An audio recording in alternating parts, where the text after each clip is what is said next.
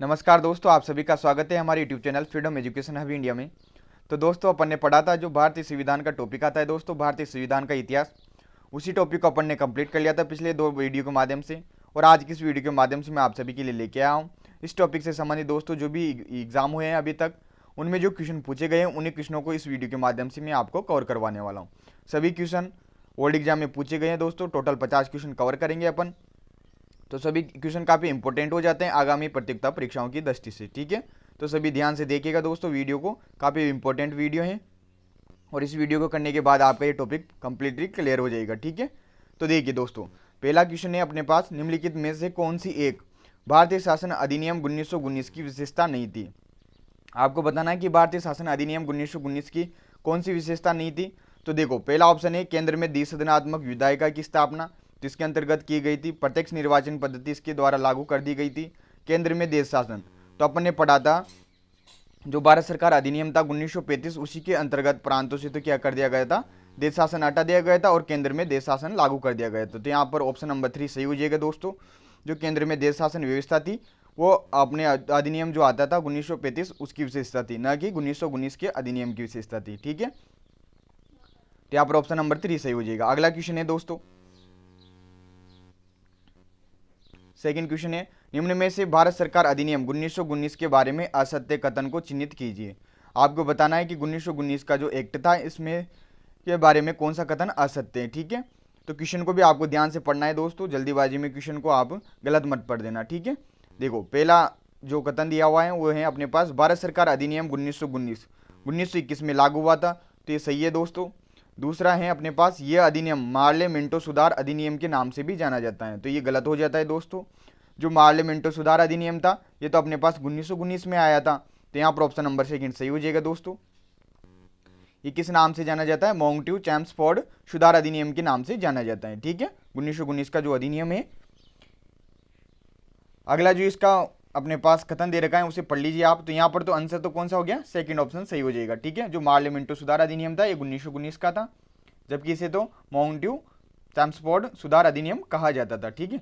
अगला इसी से संबंधित जो फैक्ट हैं वो देख लीजिए आप। मोंगट्यू भारत के राज्य सचिव एवं लॉर्ड चैम्सफोर्ड भारत के वायसराय थे, ठीक है। ये बताया था मैंने आपको। इस अधिनियम में केंद्रीय एवं प्रांतीय विषयों को अलग कर दिया गया था, तो ये सभी इसकी विशेषताएं।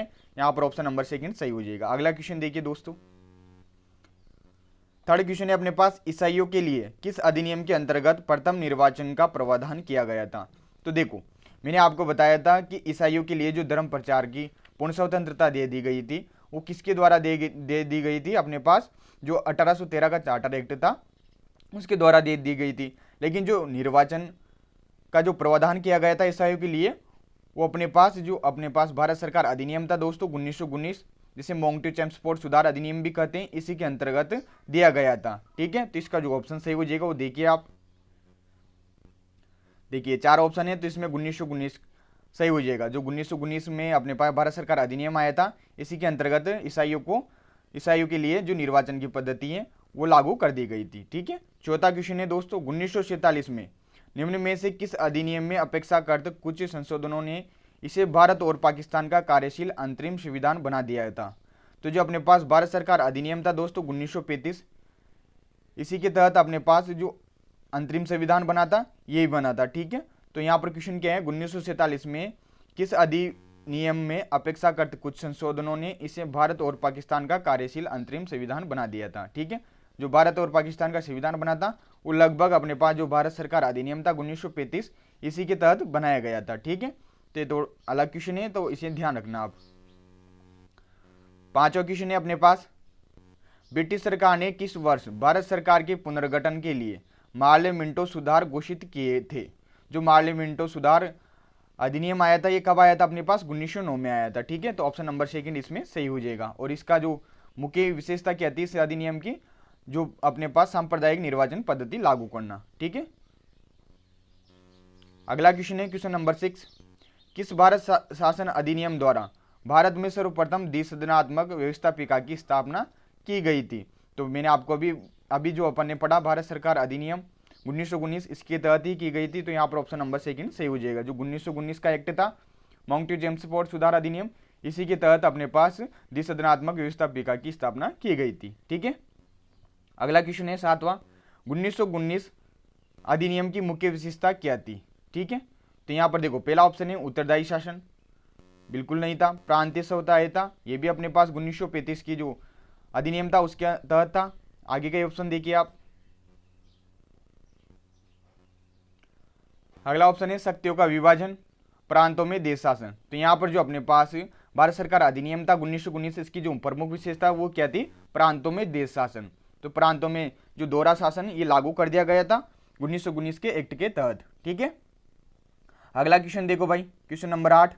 ये सभी क्वेश्चन इंपॉर्टेंट है दोस्तों, तो सभी इन्हें नोट डाउन कर लेना या तो फिर स्क्रीनशॉट लेके इन्हें अपने रजिस्टर में लिख लेना। ठीक है, औपचारिक रूप में कौन सा संवैधानिक अधिनियम मॉन्टेग्यू घोषणा की परिणति था। जो मॉन्टेग्यू घोषणा की परिणति था वो कौन सा अधिनियम था अपने पास, भारत परिषद अधिनियम 1919। ठीक है, जिसे आप क्या बोलते हो, भारत सरकार अधिनियम 1919 भी अपन कहते हैं। तो ये अपने क्या था, मॉन्टेग्यू घोषणा की परिणति था, यानी कि इसी का अन्य नाम क्या था, मॉन्टेग्यू चेम्सफोर्ड सुधार अधिनियम था। यानी कि जो भारत सचिव थे मॉन्टेग्यू, इन्होंने ही घोषणा की थी दोस्तों। इस अधिनियम की जो भी प्रावधान थे उनके बारे में बताया था। ठीक है, तो क्वेश्चन नंबर 8 का ऑप्शन नंबर 3 सही हो जाएगा। अगला क्वेश्चन है दोस्तों, क्वेश्चन नंबर 9, भारत सरकार अधिनियम 1919 की प्रमुख विशेषता थी। ये पटवार परीक्षा में आया हुआ क्वेश्चन है दोस्तों। तो इसकी प्रमुख विशेषता क्या थी दोस्तों, प्रांतीय देश शासन, यानी कि प्रांतों में दोहरा शासन। ठीक है, तो फर्स्ट ऑप्शन यहाँ पर सही हो जाएगा। अगला क्वेश्चन है दोस्तों 10वां, 1919 के अधिनियम के अंतर्गत प्रांतीय प्रशासन में जो महान परिवर्तन आया वो है। तो क्या परिवर्तन आया था अपने पास, प्रांतों में देश शासन की स्थापना कर दी गई थी। ठीक है, ये सभी क्वेश्चन किससे संबंधित है, जो भारत सरकार अधिनियम है 1919 उसी से संबंधित है। ठीक है, अगला क्वेश्चन देखिए दोस्तों, अगला क्वेश्चन है भारत सरकार की किस अधिनियम को मॉन्टेग्यू चेम्सफोर्ड सुधार के नाम से भी जाना जाता है। तो वही हो जाएगा अपने पास भारत सरकार अधिनियम 1919। ठीक है, तो इसके ऑप्शन देख लीजिए आप, तो कौन सा ऑप्शन सही हो जाएगा, सेकंड ऑप्शन सही हो जाएगा। 12वां क्वेश्चन है दोस्तों, किस भारतीय अधिनियम के अंतर्गत भारत में देश शासन की स्थापना की गई थी। देखो ये जो देश शासन वाला क्वेश्चन है ये लगभग काफी एग्जामों में आया हुआ है, जो कि किससे संबंधित है, जो अपने पास एक्ट था 1919 का उसी से संबंधित है। तो ये सभी अलग अलग एग्जामों में पूछा गया है, इसलिए अलग अलग क्वेश्चन आपके सामने आ रहे हैं इसी से संबंधित। ठीक है, तो इसमें भी कौन सा आंसर सही हो जाएगा, भारतीय अधिनियम 1919। अगला क्वेश्चन है दोस्तों 13वां, ये भी 1919 के अधिनियम से ही संबंधित है। तो 1919 के अधिनियम में प्रावधान थे गवर्नर जनरल की वीटो शक्ति समापन, केंद्र में द्विसदनात्मक व्यवस्थापिका। तो यहाँ पर सेकंड ऑप्शन सही हो जाएगा, केंद्र में द्विसदनात्मक व्यवस्थापिका। ठीक है, तो मैंने आपको बोला था दोस्तों ये टॉपिक ऐसा है जहां से हर एक एग्जाम में क्वेश्चन पूछा जाता है और काफी आसान टॉपिक था दोस्तों। इसकी थोड़ी मैंने आपको कंप्लीट करा दी है, जिन लोगों को थोड़ी पढ़नी है वो पढ़ सकते हैं दोस्तों। प्ले लिस्ट में मैंने आपको इनके इस टॉपिक से संबंधित 2 वीडियो डाल रखे हैं। ठीक है, 14वां क्वेश्चन है मॉन्टेग्यू चेम्सफोर्ड सुधार का प्रकाशन कब हुआ। तो इसका प्रकाशन कब हुआ था, 1919 में। ठीक है, सेकंड ऑप्शन सही हो जाएगा दोस्तों। 15वां क्वेश्चन है लक्षण जो 1935 के अधिनियम का तो है किंतु 1919 के अधिनियम का नहीं है, वह है। तो देखिए पृथक निर्वाचन मंडल की समाप्ति, भारत परिषद को बनाए रखना, अखिल भारतीय संघ। तो देखो यहाँ पर ऑप्शन से देखो, आप कंफ्यूज नहीं होना है, बिल्कुल भी क्वेश्चन को ध्यान से पढ़ना है। ऑप्शन में क्या दे रखा है अपने पास, अखिल भारतीय संघ। ठीक है, तो अपन ने पढ़ा था जो भारत सरकार अधिनियम था 1935 उसके तहत ही अपने पास अखिल भारतीय संघ की स्थापना की घोषणा की गई थी। तो यहाँ पर कौन सा ऑप्शन सही हो जाएगा, तीसरा सही हो जाएगा भाई। बाकी तो इसमें सेम मिल रहे हैं, लेकिन ये अपने पास जो अखिल भारतीय संघ की स्थापना थी ये अपने पास 1935 के जो भारत सरकार अधिनियम था उसके तहत की गई थी। ठीक है, तो देखिए क्वेश्चन को 2 तरीके से आंसर दिया जाता है। एक वो क्वेश्चन का तरीका हो जाता है कि क्वेश्चन आपको आ रहा है, नहीं आ रहा तो आप वो ऑप्शन देखो जो आपको पता है। ठीक है, फिर उसी अकॉर्डिंग आप ऑप्शन को क्लिक कर सकते हो। ठीक है, देखिए अगला क्वेश्चन है भाई 16 नंबर का, किस अधिनियम के द्वारा भारत में पहली बार लोक सेवा आयोग की स्थापना की गई थी। जो अपने पास यूपीएससी की स्थापना की गई थी दोस्तों, ये किसके तहत की गई थी, अपने पास जो भारत सरकार अधिनियम था 1919 इसी के तहत की गई थी। और कब की गई थी दोस्तों, 1926 में की गई थी, ली आयोग की सिफारिश पर। ठीक है, तो यहाँ पर ऑप्शन नंबर सेकंड सही हो जाएगा। 17वां क्वेश्चन है दोस्तों, भारत में पहली बार लोक सेवा आयोग की स्थापना जिस अधिनियम से हुई है वह कौन सा था। तो कौन सा हो जाएगा, यही हो जाएगा गवर्नमेंट ऑफ इंडिया एक्ट, यानी कि भारत सरकार अधिनियम 1919। ठीक है, आगे चलो भाई, अब आगे के जो क्वेश्चन आएंगे वो 1935 का जो अधिनियम था उससे संबंधित आएंगे, ठीक है।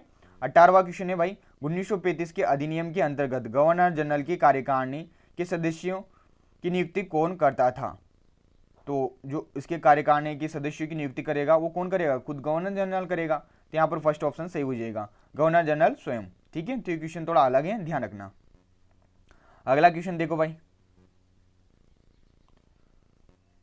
अगला क्वेश्चन है क्वेश्चन नंबर 19। 1935 के अधिनियम के अंतर्गत समवर्ती सूची में कितने विषय थे? ठीक है, तो समवर्ती सूची में कितने विषय थे ये इसके बारे में मैंने आपको बताया था, 36 विषय थे। तो ऑप्शन नंबर 3 सही हो जाएगा। जो अपने पास संघीय सूची थी उसमें 59 विषय थे, जो अपने पास प्रांत सूची थी उसमें 54 विषय थे दोस्तों, और समवर्ती सूची में 36 विषय थे। इसके बारे में मैंने आपको जानकारी दे दी थी, ठीक है। 20वां क्वेश्चन है दोस्तों, 1935 के अधिनियम की मुख्य विशेषता क्या है? तो इसकी मुख्य विशेषता क्या थी दोस्तों? संघात्मक शासन, ठीक है। ऑप्शन नंबर 3 सही हो जाएगा। देखिए अब यहां पर देखो, प्रांतीय स्वायत्तता, ये भी सही है दोस्तों यहाँ पर, क्योंकि अपन ने पढ़ा था जो 1919 का अधिनियम पढ़ा था उसमें पढ़ा था कि प्रांतों को प्रांतीय स्वायत्तता यानी स्वतंत्रता दे दी गई थी, ठीक है। देश शासन प्रांतों से हटा दिया गया था और केंद्र में लागू कर दिया गया था, ठीक है। एकात्मक शासन तो बिल्कुल ही गलत हो जाएगा, लेकिन यहाँ पर जो एग्जामिनर ने सही माना है वो संघात्मक शासन को सही माना है, ठीक है। तो थोड़ा कंफ्यूज नहीं होना है, ध्यान रखना है।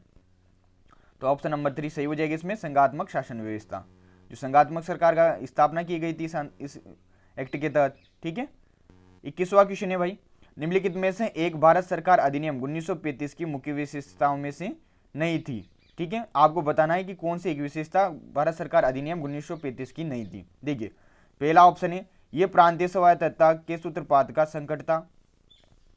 इस अधिनियम में अखिल भारतीय महासंघ का प्रावधान था। इसके प्रांतीय स्तर पर देश शासन प्रणाली को समाप्त कर केंद्र में लागू किया गया। अवशिष्ट विषय प्रांतीय विधायकों को आवंटित किए गए। तो यहाँ पर ऑप्शन नंबर 4 सही हो जाएगा दोस्तों। बाकी जो तीनों विशेषताएं ये सही हो जाएगी, ठीक है। तो ऑप्शन 4 सही हो जाएगा। क्या हो जाएगा? अवशिष्ट विषय जो प्रांतीय विधायकों को आवंटित किए गए थे, ये अपने पास जो भारत सरकार अधिनियम था दोस्तों 1919 इसी के तहत किए गए थे, ठीक है। आगे देखो भाई, अगला जो क्वेश्चन आया है ओल्ड एग्जाम में वो देखो, 22वां क्वेश्चन आया, ब्रिटिश कालीन भारत में संघीय सरकार की अवधारणा का सूत्रपात किस अधिनियम द्वारा किया गया था? यानी कि जो संघीय सरकार की अवधारणा थी ये किस अधिनियम के तहत इसका सूत्रपात हुआ था? तो अपन ने पढ़ा है दोस्तों, भारत सरकार अधिनियम 1935, ठीक है। तो ऑप्शन नंबर 4 सही हो जाएगा। मैंने आपको बताया था रेगुलेटिंग एक्ट 1973, इसके तहत गवर्नर जनरल का जो पद सर्जित हुआ था। अपने पास जो सुप्रीम कोर्ट था उसकी स्थापना हुई थी दोस्तों। देखो यहाँ पर ये 1973 नहीं आएगा, यहाँ पर 1773 आएगा, ठीक है। अपन ने पढ़ा है ना रेगुलेटिंग एक्ट कब पारित हुआ था? 1773 में। बाकी देखो यहाँ पर इन चीज़ों से कोई मतलब नहीं है, अपने पास तो क्वेश्चन का आंसर चाहिए। तो आंसर क्या हो जाएगा? भारत सरकार अधिनियम 1935, ठीक है। मैं इनके बारे में थोड़ी जानकारी दे देता हूँ। रेगुलेटिंग एक्ट के तहत अपने पास जो कंपनी में भ्रष्टाचार था उससे समाप्त किया गया था। रेगुलेटिंग एक्ट 1773 के तहत ही अपने पास जो कलकत्ता में सुप्रीम कोर्ट की स्थापना की गई थी दोस्तों। गवर्नर जनरल का पद सर्जित किया गया था। जो भारत सरकार अधिनियम था 1858, इसके द्वारा जो कंपनी से शासन सीधा किसके पास चला गया था? ब्रिटिश ताज के पास चला गया था। और जो भारत सचिव का पद था वो सर्जित किया गया था दोस्तों। और जो अपने पास देश शासन व्यवस्था थी उसे समाप्त कर दिया गया था। चैम्सफोर्ड सुधार अधिनियम 1919 के तहत क्या किया गया था दोस्तों? प्रांतों में दोहरा शासन वापस लगा दिया गया था। केंद्रीय एवं प्रांतीय विषयों को अलग कर दिया गया था और भारत में सर्वप्रथम देशात्मक व्यवस्थापिका की स्थापना की गई थी, ठीक है। ये सभी इसकी विशेषता थी। तो जिन लोगों को पता नहीं है वो ध्यान रखना, ठीक है। अगला क्वेश्चन है 23वां, भारत में संघीय न्यायालय की स्थापना की गई है। तो संघीय न्यायालय की स्थापना अपने पास देखो, अब यहाँ पर ऑप्शन में कहीं भी रेगुलेटिंग एक्ट नहीं है, तो अपन कौन सा ऑप्शन सही करेंगे? 1935 के अधिनियम के तहत। जो 1935 का अधिनियम था इसके द्वारा ही जो संघीय न्यायालय था अपना पास उसको कलकत्ता से 1937 में दिल्ली में स्थापित कर दिया गया था, ठीक है। तो ऑप्शन नंबर 3 इसमें सही हो जाएगा। अगला क्वेश्चन है भाई 24वां, किसने 1935 के अधिनियम की आलोचना करते हुए एक दास्ता का घोषणा पत्र की संज्ञा दी है? तो दास्ता का घोषणा पत्र किसे कहा है भाई 1935 के अधिनियम को? तो अपन ने पढ़ रखा है, पंडित जवाहरलाल नेहरू ने कहा था। जबकि इसे अविश्वास का प्रतीक किसने कहा था? क्लीमेंट एटली ने कहा था। ठीक है। 25वां क्वेश्चन है, भारत शासन अधिनियम 1935 दास्ता का बंधन पत्र था, किसने कहा? तो सेम ही क्वेश्चन है, थोड़ा घुमा के लैंग्वेज दे दिए दोस्तों, तो आंसर हो जाएगा जवाहरलाल नेहरू। ठीक है। 26वां क्वेश्चन है दोस्तों, गवर्नमेंट ऑफ इंडिया एक्ट कब पास किया गया? ठीक है। अब देखिए दोस्तों, अब यहां पर कंफ्यूज हो गए बच्चे कि गवर्नमेंट ऑफ इंडिया एक्ट कब पास किया गया। देखो 1920 में तो नहीं हुआ, 1927 में भी अपने पास कोई एक्ट नहीं आता है, 1946 में भी नहीं आता है। ठीक है। जो तो इसमें कौन सा ऑप्शन सही हो जाएगा? 3 सही हो जाएगा, 1935। तो ऐसे भी क्वेश्चन पूछ लिए जाते हैं। ठीक है। तो ध्यान रखना है इस क्वेश्चन का, क्या आंसर हो जाएगा? 1935 हो जाएगा। अगला क्वेश्चन देखो भाई सभी, 27वां क्वेश्चन है दोस्तों, भारतीय संविधान में केंद्र और राज्यों के बीच शक्तियों का विभाजन आधारित है। तो मैंने बताया था केंद्र और राज्यों के मध्य जो शक्तियों का विभाजन कर दिया गया था वो भारत सरकार अधिनियम 1935 के तहत ही कर दिया गया था, और 7वीं अनुसूची में किया गया था ये, और 3 अनुसूचियां बनाई गई थी। ठीक है। संघीय सूची, प्रांत सूची और समवर्ती सूची। 28वां क्वेश्चन है दोस्तों, 1935 के अधिनियम की मुख्य विशेषता थी, तो इसकी क्या मुख्य विशेषता थी? प्रांतों में स्वायत्तता, यानी कि प्रांतों को क्या कर दिया गया था? स्वतंत्र कर दिया गया था, और केंद्र में देश शासन लागू कर दिया गया था। ठीक है। जबकि प्रांतों में देश शासन जो लगाया गया था, दोहरा शासन, वो भारत सरकार अधिनियम 1919 के तहत लगाया गया था। ठीक है। ऐसा आपको पता है। अगला क्वेश्चन है क्वेश्चन नंबर 29, लक्षण जो 1935 के अधिनियम का तो है किंतु 1919 के अधिनियम का नहीं है, वो है, तो यहाँ पर कौन सा हो जाएगा? ऑप्शन नंबर 3 सही हो जाएगा, अखिल भारतीय संघ। ठीक है। ये सारा क्वेश्चन अपन ने पहले भी कर लिया है। ठीक है। तो ये रिपीट हुआ है, ये क्वेश्चन आया हुआ है RS परीक्षा में, डबल बार आया हुआ है। ठीक है। देखिए भाई, अगला क्वेश्चन है 30वां, किसने 1935 के भारत सरकार अधिनियम में प्रस्तावित संघ शासन की व्यवस्था की थी? ठीक है। तो देखो, जो संघ शासन की व्यवस्था की थी ये अपने पास 1935 के समय पे जो गवर्नर जनरल थे लॉर्ड लिनलिथगो, इन्होंने ही की थी। ठीक है। तो ऑप्शन नंबर 4 सही हो जाएगा। ये क्वेश्चन मैंने आपको बताया नहीं है, परंतु इसे आप ध्यान रखिएगा। जो गवर्नर जनरल था लॉर्ड लिनलिथगो, इन्होंने ही जो संघात्मक शासन व्यवस्था थी, यानी कि जो शासन की व्यवस्था थी, उसे लागू किया था। ठीक है। अगला क्वेश्चन है भाई 31वां, 1935 के अधिनियम का एक प्रमुख परिणाम था, तो इसका परिणाम क्या था भाई? पहला ऑप्शन दे रखा है, प्रांतीय गवर्नर गवर्नर जनरल के अधीन हो गया, ये सभी अपन ने नहीं पढ़ा है। संघ से संबंधित भाग का क्रियान्वयन 1937 में किया गया, ये भी गलत है। प्रांतीय गवर्नर की कार्यपालिका शक्तियों के क्रियान्वयन राजपद के तहत किया गया, तो देखो प्रांतीय गवर्नर को स्वविवेकी शक्तियों से वंचित किया गया।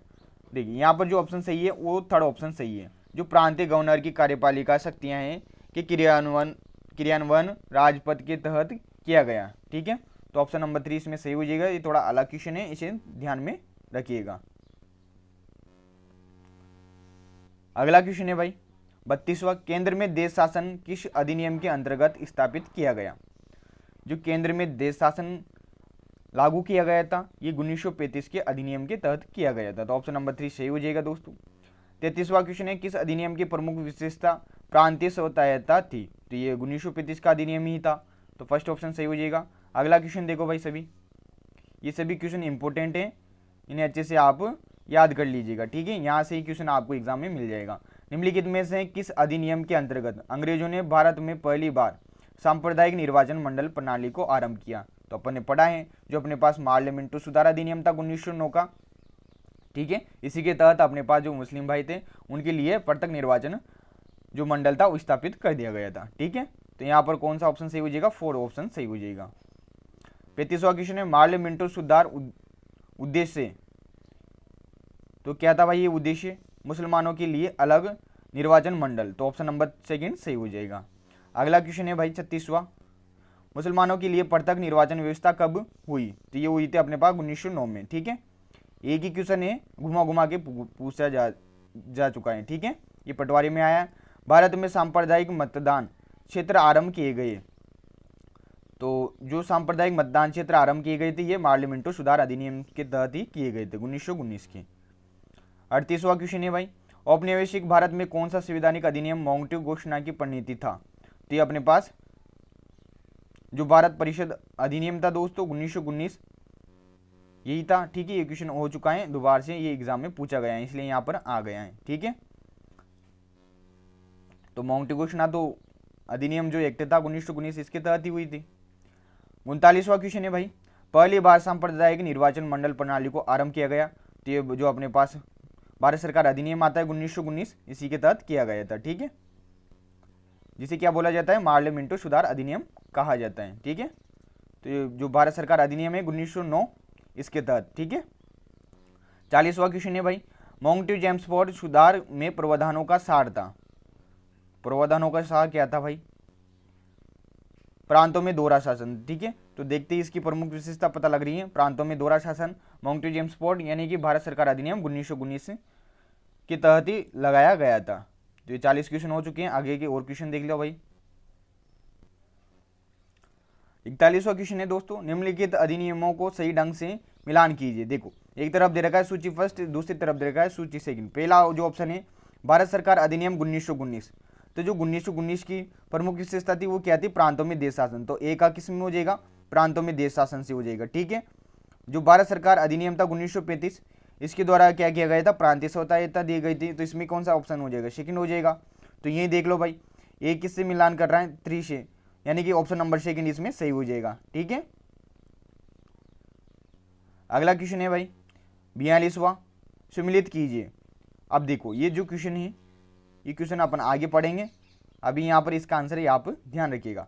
42वां क्वेश्चन है सूरत विभाजन। तो सूरत विभाजन कब हुआ था अपने पास, ये 1907 में हुआ था दोस्तों। ये इसमें पूछा गया है, इसमें 5 ऑप्शन दिए गए हैं, तो ठीक है ना, कंफ्यूज नहीं होना है। बंगाल विभाजन तो कब हुआ था, 1905 में हुआ था, जबकि सूरत विभाजन 1907 में हुआ था, ठीक है, ध्यान रखना। सांप्रदायिक अधिनिर्णय यानी कि जो सांप्रदायिक निर्वाचन था ये अपने पास 1900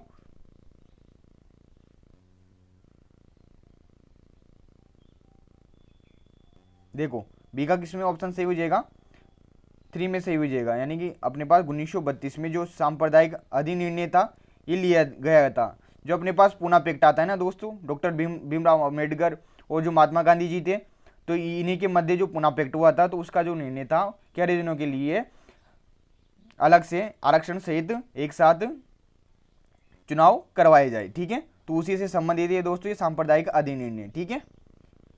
सर्वदलीय सम्मेलन अपन ने पढ़ा है, सर्वदलीय सम्मेलन क्या है भाई, वही अपने पास जो नेहरू रिपोर्ट थी उसी में पढ़ा था अपने, सर्वदलीय सम्मेलन बंबई में हुआ था। कब हुआ था, 1928 में हुआ था, ठीक है। तो सेकंड सही हो जाएगा। पूर्ण स्वराज का संकल्प तो ये अपने पास 1929 में लिया गया था, ठीक है। तो देखो भाई इसमें ऑप्शन नंबर सेकंड सही हो जाएगा, तो ध्यान रखना है इस क्वेश्चन को। ये क्वेश्चन वैसे आपको आ जाता, आपने सर्वदलीय सम्मेलन के बारे में पढ़ा है, ठीक है, और जो सांप्रदायिक अधिनिर्णय इसके बारे में आपने नहीं पढ़ा है, परंतु ये क्वेश्चन आप कर लेते, ठीक है। ध्यान रखना सूरत विभाजन 1907 में हुआ था भाई, और बंगाल विभाजन 1905 में हुआ था। अगला क्वेश्चन है, निम्नलिखित में से किस अधिनियम द्वारा भारत के गवर्नर जनरल को अध्यादेश जारी करने की शक्ति प्रदान कर दी गई थी। तो इसके बारे में मैंने आपको बताया था, अपने पास जो भारत परिषद अधिनियम आता है 1861 का, उसके तहत ये शक्ति इसको दी गई थी, ठीक है। इसके बारे में मैंने आपको बताया था। 44वां क्वेश्चन है, सम्मिलित कीजिए। आईएएस प्री में पूछा गया प्रश्न है। तो देखिए अगस्त घोषणा जो की थी वो लॉर्ड माउंटबेटन ने की थी भाई। अगस्त प्रस्ताव, ये अगस्त प्रस्ताव किसने लाया, कौन लाए थे भाई, जो अपने पास लॉर्ड लिंथलिगो थे, ये लाए थे, ठीक है। तो फर्स्ट ऑप्शन सही हो जाएगा इसमें। अगस्त संकल्प, तो जो अगस्त संकल्प था ये महात्मा गांधी जी के द्वारा लाया गया था। और प्रत्यक्ष कार्यवाही दिवस, ये दोस्तों अपने पास जो मुस्लिम लीग था इसने मोहम्मद अली जिन्ना के नेतृत्व में इसे मनाया था, ठीक है। तो यहाँ पर ऑप्शन नंबर फर्स्ट सही हो जाएगा, तो इस क्वेश्चन को भी ध्यान रखिएगा। अगला क्वेश्चन है भाई, इसके बारे में आगे जब संविधान के बारे में पढ़ेंगे संविधान सभा में तब पढ़ेंगे, ठीक है। 45वां क्वेश्चन है, रेगुलेटिंग एक्ट कब पारित किया गया था। तो मैंने आपको बताया 1773 ईस्वी में किया गया था। अगला क्वेश्चन देख लो भाई जल्दी से। 46वां क्वेश्चन है भाई, भारत के गवर्नर जनरल को किस एक्ट के द्वारा अपनी समिति के निर्णय को अस्वीकार करने का अधिकार मिला। तो अपने पास पढ़ा था अपने, जो 1786 का अधिनियम पढ़ा था उसी में पढ़ा था कि जो गवर्नर जनरल है उसे प्रधान सेनापति की शक्तियाँ दे दी गई थी, और जो उसकी परिषद थी उसका जो निर्णय लिया जाएगा उसे वो अस्वीकार भी कर सकता है, ठीक है। तो अपने पास कौन सा ऑप्शन सही हो जाएगा, 3 सही हो जाएगा।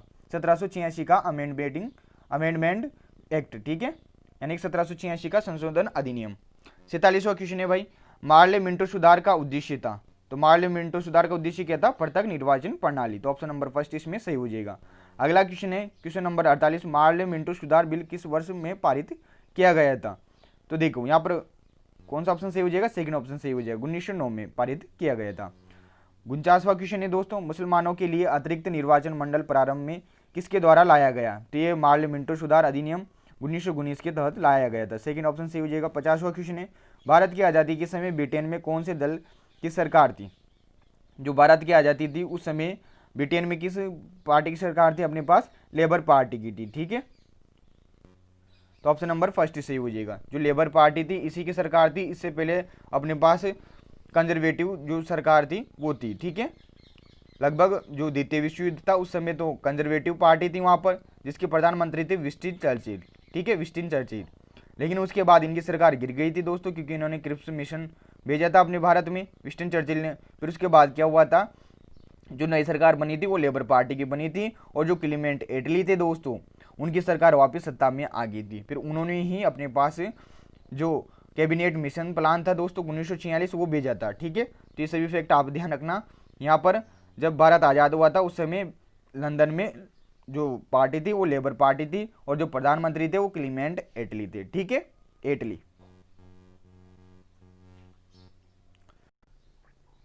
तो दोस्तों आपके इस टॉपिक से संबंधित दोस्तों जो 50 क्वेश्चन थे वो मैंने आपको कंप्लीट करा दिए हैं। आगे के क्वेश्चन अन्य टॉपिक से संबंधित हैं दोस्तों। तो यही अपना वीडियो का एंड हो जाता है। सभी क्वेश्चन ओल्ड एग्जाम में पूछे गए हैं तो काफ़ी इंपॉर्टेंट हैं, और मैंने आपको बोला था ये टॉपिक ऐसा है जहाँ से प्रत्येक एग्जाम में क्वेश्चन पूछा जाता है। अधिकतर क्वेश्चन रिपीट होते हैं दोस्तों। जो अपन ने पढ़ा है कि 1935 का जो अधिनियम था दोस्तों उससे क्वेश्चन जनरली पूछा जाता है। 1919 का अधिनियम से पूछा जाता है, 1909 के अधिनियम से पूछा जाता है, ठीक है। इन्हीं से लगभग सारे क्वेश्चन पूछे जाते हैं। तो सभी को याद कर लेना आप अच्छे से, और ये सभी क्वेश्चन अपने नोटबुक में नोट डाउन कर लेना, ठीक है। तो आशा करता हूँ आपको सभी क्वेश्चन अच्छे लगे होंगे दोस्तों, और वीडियो भी अच्छा लगा होगा। वीडियो अच्छा लगा हो तो प्लीज़ वीडियो को लाइक कर दीजिएगा, हमारे चैनल को सब्सक्राइब नहीं कराएं तो प्लीज़ सब्सक्राइब कर दीजिएगा, ठीक है। तो मिलते हैं अगले लेक्चर में अगले टॉपिक के साथ, तब तक के लिए धन्यवाद। जय हिंद, जय भारत।